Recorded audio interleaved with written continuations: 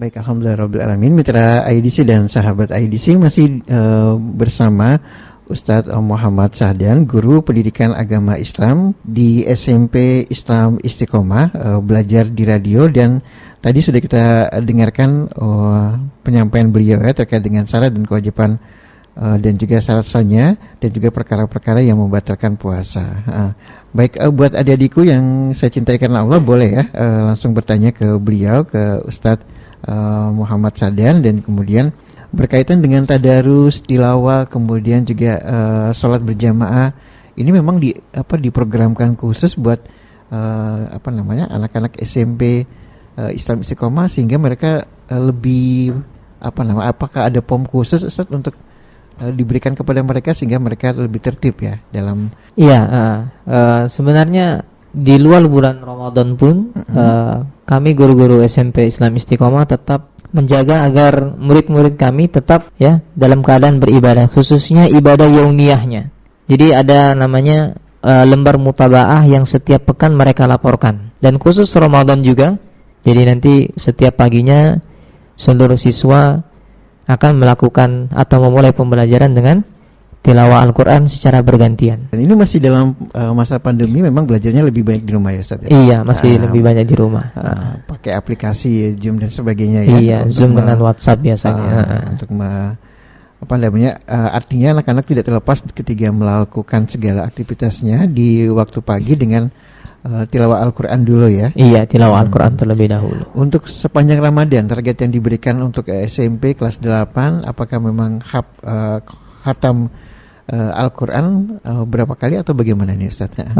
Jadi di program kami ya, karena kemungkinan besar akan sulit ya, akan sulit setiap siswa harus khatam satu Al-Quran ya 30 juz, maka kita membagi beberapa siswa dan menjadi beberapa kelompok, dan setiap kelompok memiliki jatah beberapa juz untuk diselesaikan di tilawah Al-Qurannya. Tilawah Al-Qurannya ya. Iya. Jadi insya Allah khatam gitu ya, kalau mau dibagi-bagi begitu ya. Dibagi-bagi. Nah, untuk pendidikan agama Islam sendiri di sekolah ini porsinya setiap hari ada berapa jam nih Ustaz? Setiap kelas untuk setiap pekannya dia akan diberikan satu pertemuan ya. Karena masa Ramadan kita hanya memberikan jatah 2 jam pembelajaran. Ya, 2 jam pembelajaran untuk setiap kelas. Untuk setiap kelas ya, 2 jam ya. Setiap harinya? Setiap pekan. Setiap pekan. Seminggu sekali. Iya, seminggu sekali. Baik. 2 jam. Oh ya, ini sudah ada pertanyaan. Baik, sudah ada pertanyaan. Iya. Dari Miftah ya, dari kelas 8 SMP Islam Istiqomah. Assalamualaikum warahmatullahi wabarakatuh. Waalaikumsalam warahmatullahi wabarakatuh. Bolehkah puasa bagi orang yang tidak sahur? Iya. Bolehkah puasa bagi mereka yang tidak sahur? Iya, tidak melaksanakan sahur. Ya, baik. Nah, perlu diketahui bahwasannya puasa itu adalah wajib di bulan suci Ramadan. Tetapi untuk sahur itu hukumnya sunnah muakkadah, sangat-sangat dianjurkan. Nah, sahur itu sangat-sangat dianjurkan karena kata Rasulullah, di dalam sahur itu terdapat sebuah keberkahan. Tetapi dia bukan menjadi rukun dalam puasa.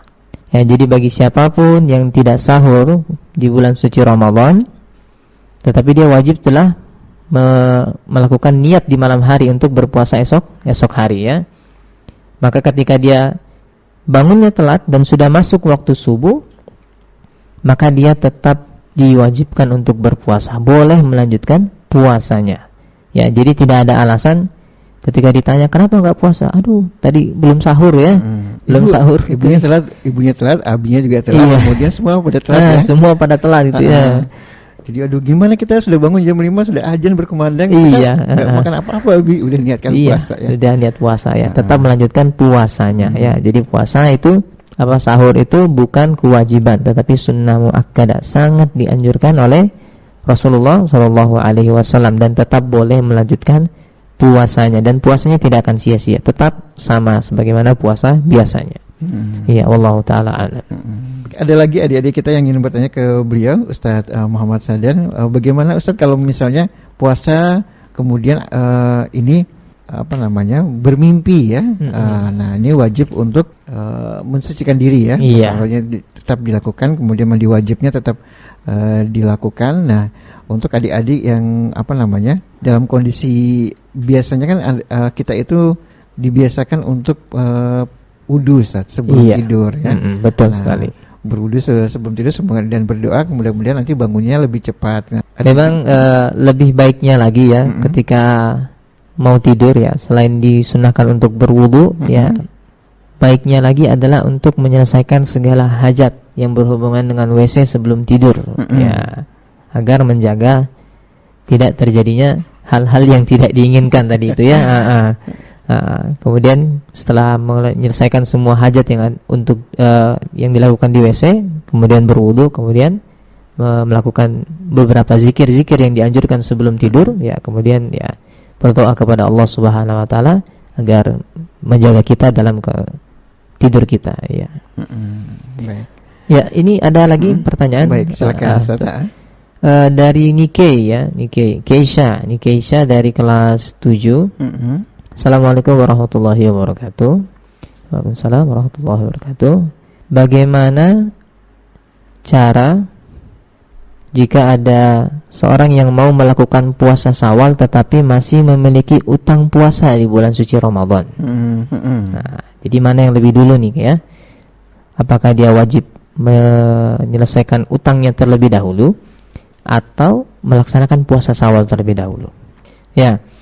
Para ulama juga menjelaskan bahwasannya qadha puasa itu lebih utama ya, karena qadha itu posisinya tetap sebagaimana puasa wajib ya, sebagaimana puasa wajib, maka dia lebih utama diselesaikan lebih dahulu. Akan tetapi jika ditakutkan terlewat momentum puasa Syawal, nah, maka sebagian ulama mengatakan boleh melaksanakan puasa Syawal terlebih dahulu dengan keadaan takut kehabisan waktu. Nah, karena puasa waktu Syawal ini kan tidak lama ya, sebulan itu saja. Belum tentu mereka selesai masa haidnya di bulan Syawal itu ya.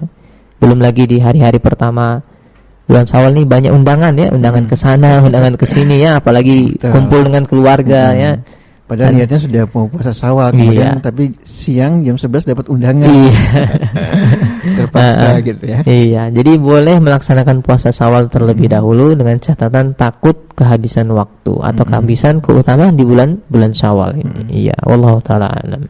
Baik, menarik ya. Jadi memang adik-adik kita memang mungkin selepas Ramadan ada waktu seminggu untuk silaturahmi dan sebagainya, kemudian masuk ke puasa Syawalnya. Iya. Ini sepekan artinya 6 hari aja ya puasa Syawal. Iya, 6 hari. Iya. Boleh dilaksanakan secara berturut-turut atau selang-seling atau ya sampai tidak melewati batas bulan Syawal. Iya. Ngambil kalau di Senin Kamis juga boleh ya? Boleh. Jadi dapat 2 pahala nanti ya, puasa Syawal dengan puasa. Berkaitan dengan niat, apakah niat itu dilakukan di tiap malam di bulan Ramadan ketika berpuasa atau pada saat sahur atau bagaimana? Kalau lupa bagaimana? Iya. Sebenarnya ya secara alam bawah sadar kita ya, ketika memasuki Ramadan kita sudah pasti berniat. Iya, kita sudah pasti berniat puasa Ramadan. Nah, maka sebagian ulama pernah menjelaskan boleh menggabungkan seluruh 30 hari bulan Ramadan itu dengan satu niat. Nah, ada juga yang menjelaskan bahwasanya dia wajib untuk berniat setiap malamnya. Nah, wajib untuk berniat setiap malamnya. Ya, jadi ya keduanya falabas, tidak mengapa. Iya. Baik, kalau ada pertanyaan di Mitra IDC bagaimana dengan tarawih Ustadz? Apakah tarawih juga boleh dilakukan di rumah ya buat kami yang putri gitu? Sebagaimana juga yang telah dijelaskan ya oleh Rasulullah SAW, memang sholat sunnah itu lebih utama dikerjakan di rumah ya. Nah, memang lebih utama dikerjakan di rumah. Tetapi, nah ini khusus lagi nih bulan suci Ramadan nih ya. Bagi bulan suci Ramadan, sholat tarawih di masjid berjamaah dengan imam ya. Makmum yang mengikuti imam dari sholat tarawih sampai di penghujung witir, dia mendapatkan sebuah pahala yang sangat-sangat menakjubkan ya. Pahala yang sangat besar ya. Dan dia tidak akan dapati ketika dia melaksanakan sholat di di rumah, kecuali dia juga berimam mungkin ya dengan keluarganya ya. Betul. Berjamaah dengan keluarganya. Dan bagi mereka yang mau melaksanakan di rumah juga tidak mengapa. Yang lebih penting adalah mereka tetap menghidupkan malam di bulan suci Ramadan dan berdoa agar selalu istiqomah. Nah, sampai nanti di penghujung Ramadan ya, karena memang banyak ya. Biasanya di penghujung Ramadan ini ada kemajuan. Ya, kemajuan saf maksudnya ya. Jamaahnya hilang ya. Mulai bertebaran di dunia ya. Di mal-mal dan lain sebagainya. Iya. Ustaz, kalau dimaksudkan menghidupkan malam seperti apa Ustaz? Apakah memang begadang atau bagaimana? Iya, Kan ada yang bertanya gitu. Oh, menghidupkan malam itu seperti apa sih, Pak? Oh, ya udah. Iya. Ya, jadi menghidupkan malam ya sebagaimana yang diajarkan oleh Rasulullah ya. Rasulullah itu pernah mengatakan ya, aku ini adalah manusia terbaik di antara kalian ya. Aku berpuasa, aku juga berbuka ya. Aku sholat, tetapi aku juga tidur. Aku juga tidur ya. Kemudian aku juga menikah ya. Atau kama qala Nabi sallallahu alaihi wasallam. Jadi maksudnya jangan sampai ketika kita menghidupkan malam itu malah membuat kerugian besar bagi tubuh kita. Menjalimi tubuh kita. Iya, menjalimi tubuh kita sendiri ya.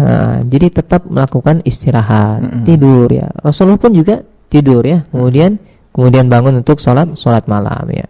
Baik. Nah, berkaitan dengan perkataan yang bijak atau yang baik di bulan Ramadan, mungkin ada anak-anak juga memberikan adab ya Ustaz. Iya. Apakah memang bagaimana nih? Apakah kalau marah diam-diam saja atau Iya benar ya. Rasulullah Sallallahu Alaihi Wasallam pun juga pernah mengatakan bahwasannya Allah Subhanahu Wa Taala tidak membutuhkan rasa lapar dan haus ya bagi seorang hambanya yang tidak meninggalkan berkata kasar, ya. Berkata kasar, rafat ya, berkata kasar, mencela, mencaci ya, dan yang lainnya. Nah, dimaksudkan bahwasannya inti dari puasa itu tidak hanya menahan lapar dan haus, tetapi juga menahan amarah. Makanya dikatakan asyamu junnah. Asyamu junnah.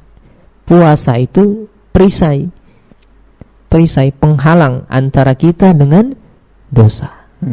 Puasa itu menjadi penghalang antara kita dengan dosa. Makanya dikatakan ketika ada yang mencela kita, mencaci kita, Rasulullah mengajarkan bahwasanya katakan inni shaimun. Ya, sesungguhnya aku lagi puasa. Iya, tapi marah sedikit boleh enggak, Ustaz? Iya.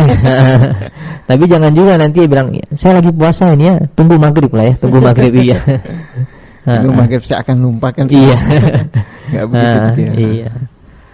Baik, mungkin karena waktu juga ya Ustaz ya. Iya. Kita sudah cukupkan dulu pembahasan kita di belajar di sekolah bersama Ustadz Muhammad Sahdan. Banyak sekali ilmu yang kita pelajari hari ini.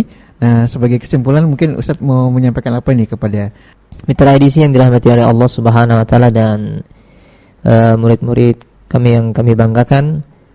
Berdoalah kepada Allah Subhanahu Wa Taala agar Allah Subhanahu Wa Taala menjaga ibadah yang kita lakukan mulai dari hari pertama Ramadan sampai hari ini untuk diistiqomahkan dalam ketaatan dan ketakwaan serta mendapatkan malam Lailatul Qadar ya, dan senantiasa meningkatkan kualitas serta kuantitas kita di bulan suci Ramadan sampai di penghujungnya, agar Allah Subhanahu Wa Taala memberikan satu predikat yang menjadi tujuan besar di bulan suci Ramadan, yaitu menjadi la'allakum tattaqun, menjadi hamba-hamba Allah yang bertakwa kepada Allah Subhanahu Wa Taala.